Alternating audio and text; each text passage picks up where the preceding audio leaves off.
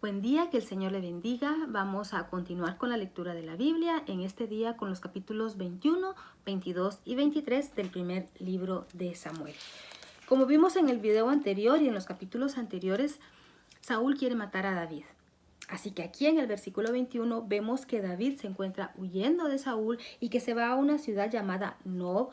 Estando allí, le pide al sacerdote de esa ciudad, que se llamaba Ahimelech, que le ayude, que le dé algo de comer y que le dé armas, si es que tiene. Así que el sacerdote lo que le da, le dice, bueno, no tengo nada para darte a excepción de los panes de la proposición. Estos panes, esto se encuentra en el libro de Levítico. Eran 12 panes que cada día se ponían frescos en el tabernáculo, frescos, recién horneados. Y al día siguiente tenían que volver a hornear y cambiarlos, poner los panes frescos, retirar estos panes y los sacerdotes podían comer estos panes, ¿no?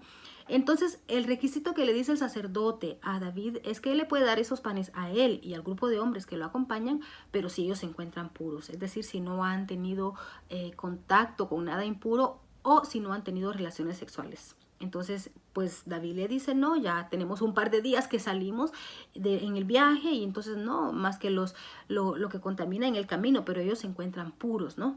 Así que les da estos panes del día anterior para que coman y pues el sacerdote le dice, armas no tengo, pero mire qué curioso que allí en ese lugar se encontraba guardada la espada de Goliat, que fue con la que David mató al gigante Goliat y bueno, pues se la da, ¿no? Por si esto le sirve, se la da.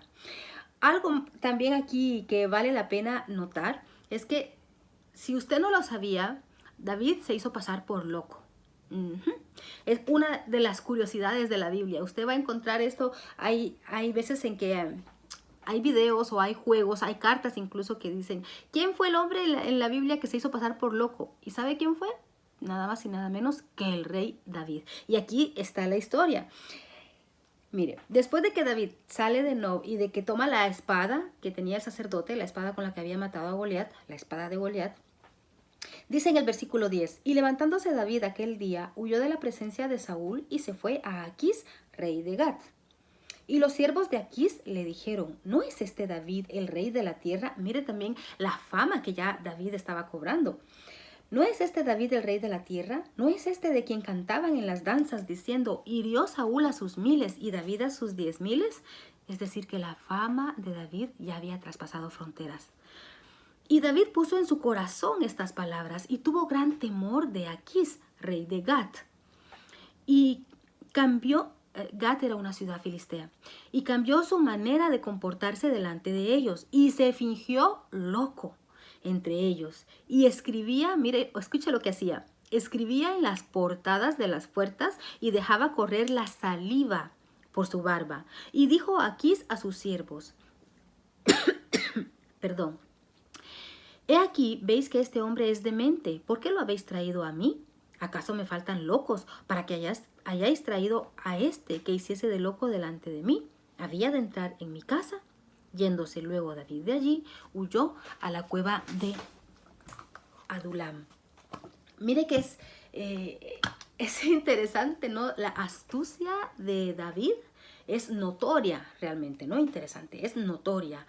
La astucia, la inteligencia, la sabiduría de David, porque si el pueblo o el rey de ahí lo reconocía, sabiendo que había matado, recuerde, al filisteo, al gigante Goliat, pues obviamente David era un enemigo público, así que lo iban a matar. Y en ese momento David se encontraba desprotegido.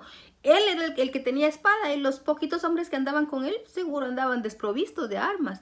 Así que, ¿qué hizo? Se hizo pasar por loco, o sea, dejaba que su baba le cayera, hacía cosas incoherentes. Y de esta manera lo presentaron ante el rey, pero mire, muy buen actor David, porque se hizo pasar por loco y ni siquiera el rey lo pudo reconocer.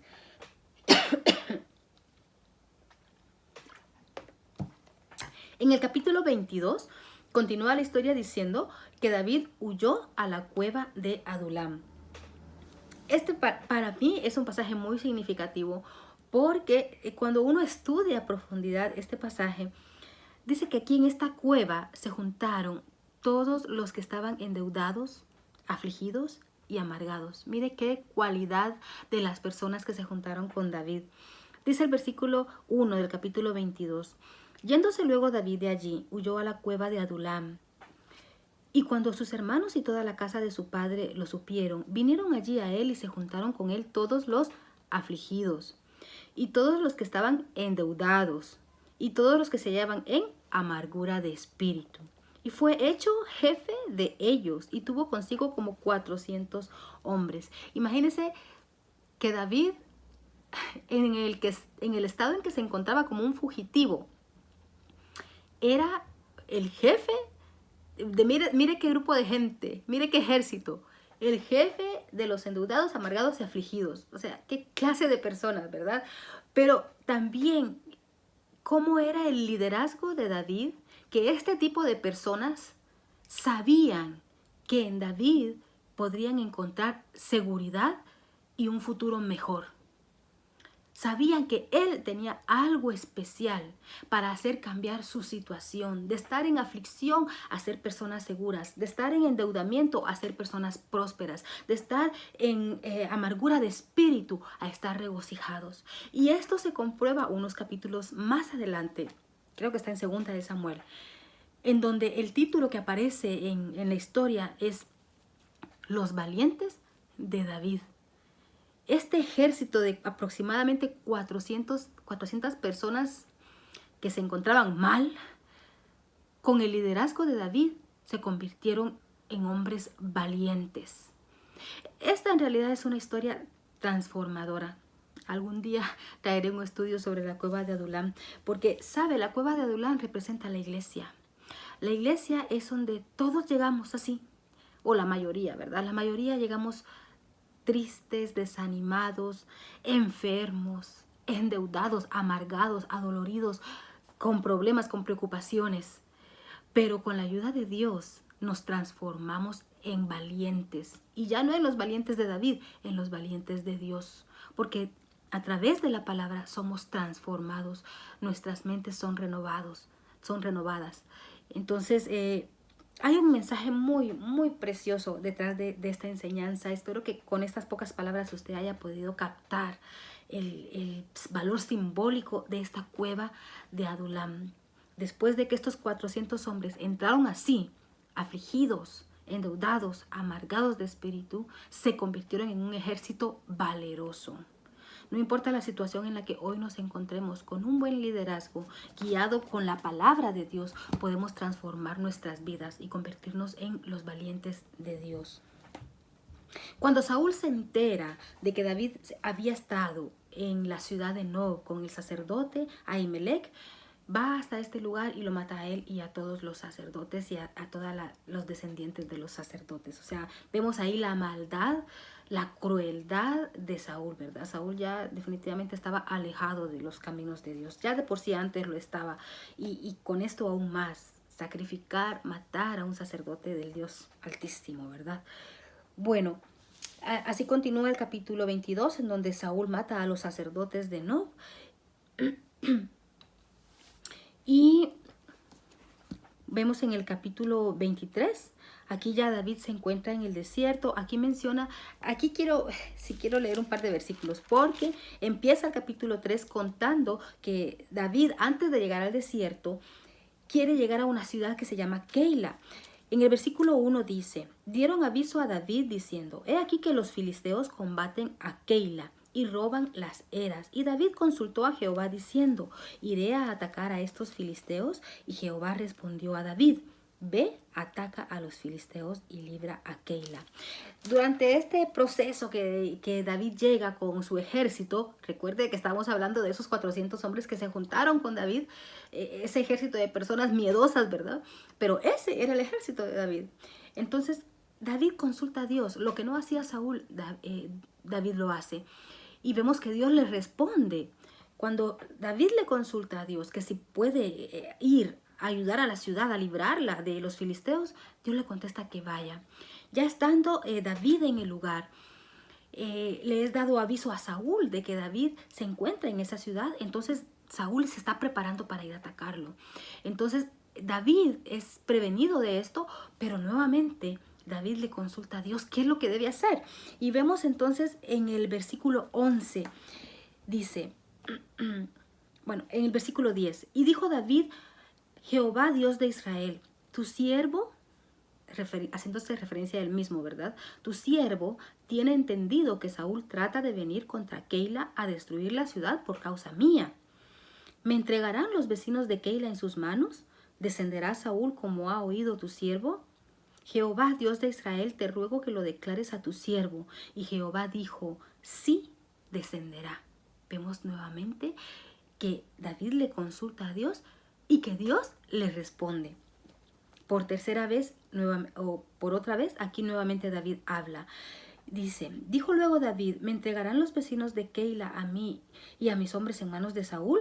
Y Jehová respondió, os entregarán.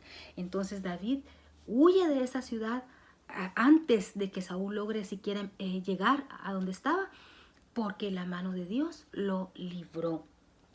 Y lo buscaba Saúl todos los días, pero Dios no lo entregó en sus manos. Eso está en el versículo 14. Mire qué lección tan preciosa que nos está dando aquí. Qué ejemplo la que nos da el rey David. En todo lo que hagamos, consultemos a Dios, porque Dios responde. A veces uno piensa, ay, pero es que a David, porque era David, pero a mí, ¿cómo me va a contestar? Entonces, si ese es el problema, debemos ser nosotros como David. Porque si Dios le contestó a David, también nos va a contestar a nosotros si tenemos un corazón conforme el de Dios. Pidámosle a Dios que nos dé la sabiduría que necesitamos para tomar decisiones correctas e incluyámoslo a Él en nuestras decisiones. Consultémosle a Él, ¿a quién más? Quizá usted dirá, pero es que ¿cómo me va a responder Dios a mí? Créame que Dios responde de maneras que usted ni se lo imagina. No es que necesariamente usted le va a preguntar a Dios, ¿hago esto? Y que Dios le va a responder en su oído, sí, no. Es que no necesariamente tiene que ser una voz audible. Hay señales, hay personas que Dios utiliza para traernos un mensaje. Hay escrituras por medio de las cuales Dios nos habla. Para Dios no hay imposibles. Y cuando Él quiere comunicarle algo a sus hijos, ¿será imposible para Él hacerlo? Entonces, a mí particularmente de la enseñanza de estos 3 capítulos, yo puedo rescatar esto hoy para mi vida, que no se me debe olvidar nunca, que por muy pequeño que sea algo que yo vaya a realizar, una decisión que tenga que tomar, incluya a Dios en mis planes. Porque si Dios está contra mí, ¿quién contra mí? Si Dios está conmigo, las decisiones que voy a tomar van a ser decisiones sabias, porque Dios conoce el futuro y Dios sabe lo que me conviene y lo que no. Y Él se va a encargar de poner a sus ángeles para impedir que suceda algo malo conmigo. Él se va a encargar, pero si yo le consulto, si yo le pregunto antes, Dios mío, en oración, buscarlo todos los días. Por eso vuelvo y repito, es tan importante leer la Biblia todos los días. Es algo básico de todo el cristiano, es algo imprescindible. Y obviamente orar, platicar con Dios, hablar con Dios, meditar en su palabra. Porque Dios siempre tiene cosas nuevas que mostrarnos, cosas nuevas que enseñarnos. Pasaríamos una vida, una eternidad estudiando las Escrituras, estudiando el carácter de Dios y no lo alcanzaríamos. Por eso necesitamos de su Espíritu Santo para que nos guíe día con día. Y sobre todo porque somos humanos. Y a lo mejor el día de hoy yo estoy leyendo esto y Dios habla a mi corazón y me dice, mira, recuerda, tómame en cuenta en tus decisiones. Pero mañana a lo mejor ya se me olvidó. Por eso es que hay que ser constantes, porque nuestra carne, como dice la Escritura, la carne es débil, la carne no quiere hacerlo, la carne no quiere orar, la carne no quiere sentarse un momento y leer la Biblia, no quiere. Entonces, nuestro espíritu tiene que estar lo suficientemente fortalecido para decirle, mira carne, tú no te mandas sola, ven para acá, vamos a leer la Biblia. No tenemos ganas de orar, pues que no, tenemos que tomar un tiempo, unos minutos, para hablar diariamente con nuestro amado. Dios sigue hablando, así como le habló a David, sigue hablando hoy, le sigue hablando a usted, me sigue hablando a mí. Agudicemos nuestros oídos espirituales, pidámosle al Espíritu Santo que nos abra nuestro entendimiento, que nos dé sabiduría, que interceda por nosotros, que nos dé esa motivación que quizá nos hace falta, porque somos humanos y como humanos el cuerpo y la carne nunca van a querer. Pero si mantenemos la llama encendida, va a ser más fácil. Si hacemos de nuestra comunicación con Dios, de nuestra comunión con Dios, un hábito diario, va a ser mucho más fácil. No nos alejemos de nuestro amado, no permitamos que se enfríe el amor. Si ya ha pasado demasiado tiempo y nos hemos alejado de Él, si hace rato que no leemos la Biblia, si hace rato que no oramos, regresemos al primer amor. Porque Dios nos sigue amando siempre. El amor de Dios no disminuye nunca. Somos nosotros los que nos alejamos de Él. Así que les invito a que sigamos leyendo la Biblia, que usted haga de esto su lectura diaria. Yo espero que estos videos le puedan ayudar a usted a entender un poco más las escrituras. Esa es mi intención. Pero usted particularmente cada mañana lea la Biblia. Yo sé que Dios le puede hablar a usted directamente. Yo sé que Dios lo va a hacer. El capítulo 23 concluye contándonos aquí la historia de que Jonatán va en busca de David. Se saludan, le da las buenas nuevas, le dice que no se preocupe, que su padre no le va a hacer daño. Y ambos hicieron un pacto delante de Jehová. En el versículo 17 dice: no temas, pues no te hallará la mano de Saúl mi padre, y tú reinarás sobre Israel. Y yo seré segundo después de ti, y aún Saúl mi padre así lo sabe. Jonatán era un hombre noble, que también tenía un buen corazón y respetaba los designios de Dios y respetaba a David. Luego David se queda en el desierto, dice el versículo 20. Entonces David subió de allí y habitó en los lugares fuertes de Engadi, en el desierto. Con esto termino este video. Discúlpeme que he estado un poco agripada, por eso no había grabado videos anteriormente, pero ya estoy mejorando. Así que el Señor les bendiga, les aprecio y sigamos leyendo la Biblia.